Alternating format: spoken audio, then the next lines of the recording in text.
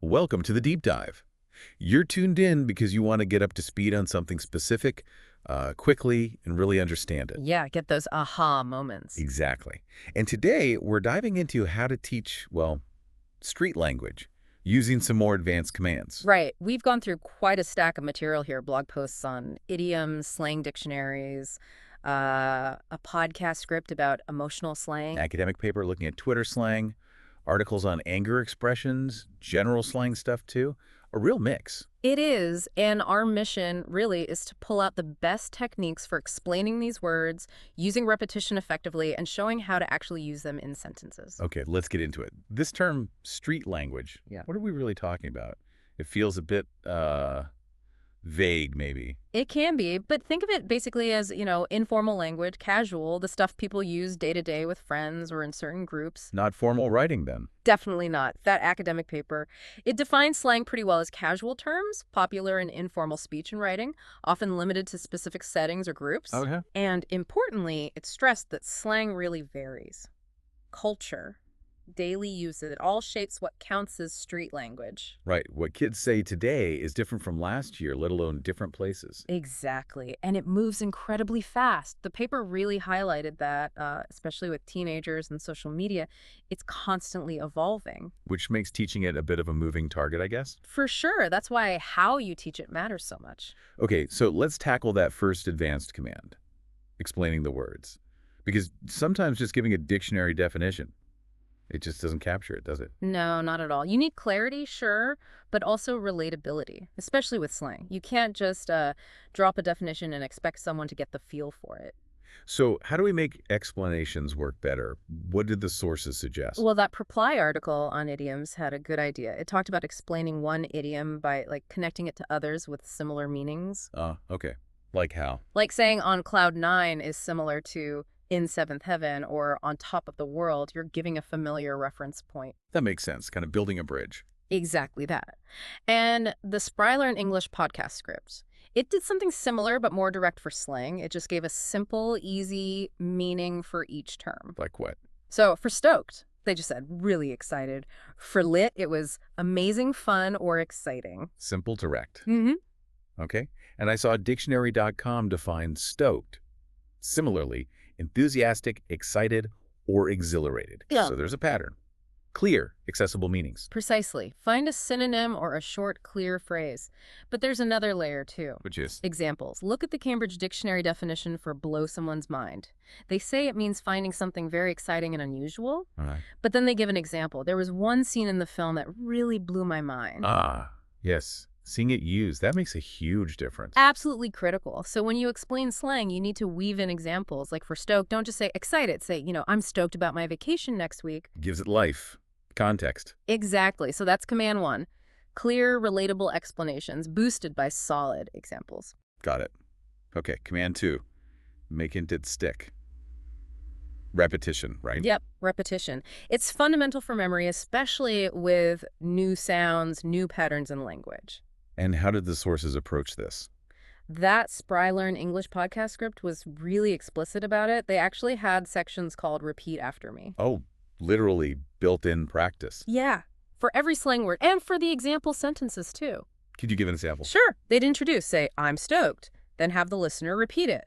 Then give a sentence. I'm stoked about my new job. Repeat, then maybe another. I'm so stoked to meet you. Repeat again. Okay, so layered repetition. Not just the word, but using it. Exactly. And they did it for others, too, like that's lit, followed by this concert is lit, or her birthday was totally lit. It's very direct, very practical. And it connects back to what you, the listener, want right. Engaging delivery, respect your time. This kind of structured repetition helps you learn faster. It's not just rote memorization. Right, you're hearing it and saying it in different ways. It feels more natural. Mm-hmm. It helps internalize the rhythm, the feel. Okay, so we've got explaining with examples and reinforcing with repetition. What's the third command? Actually using the words. Exactly, putting words into sentences. Yeah. This is where you see if the understanding is really there. Can someone integrate it naturally? And I assume the sources had thoughts on this too. Oh, yeah.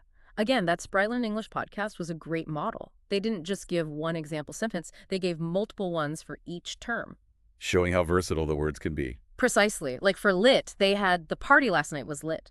Or for pumped, you get, I'm pumped for the game tonight. It shows different contexts. Yeah. But what was really cool, I thought, was their use of these little mini conversations. Oh, right. I remember seeing those, like a quick back and forth. Exactly. It shows the slang in actual dialogue.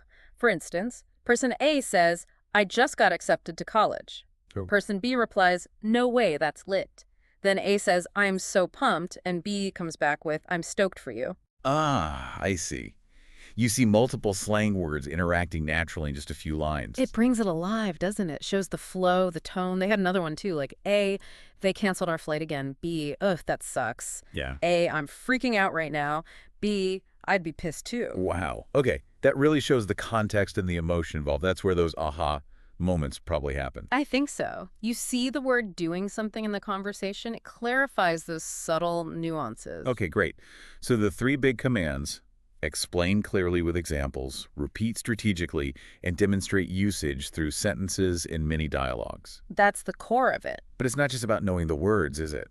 There's more to using street language properly. Yeah. Nuances. Absolutely. You can't forget the informal nature of it all. That Engvid article comparing formal and informal English really emphasized this, and so did the academic paper. Slang is, well, casual. Right.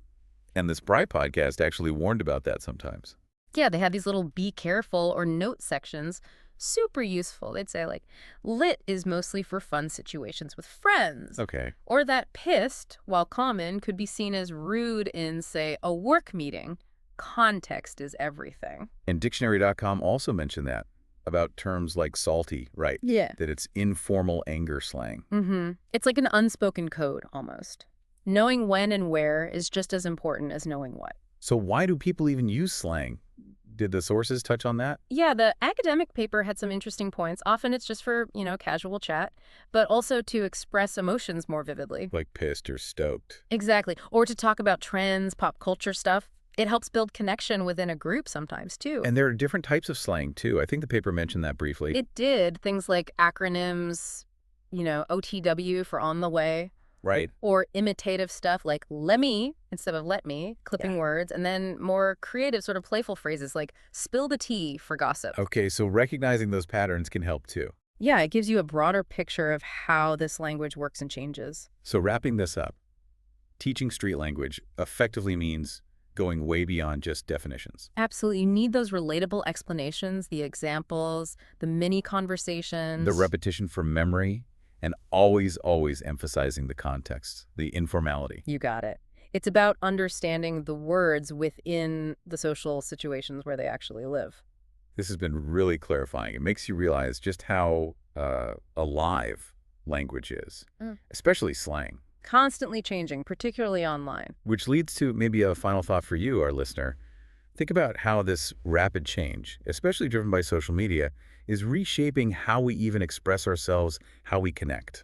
Yeah. What new street language are you noticing out there? What does it maybe tell us about what's happening culturally right now? Something to mull over. It's a fascinating, fast-moving part of communication. And hopefully understanding these commands gives you a better handle on navigating it.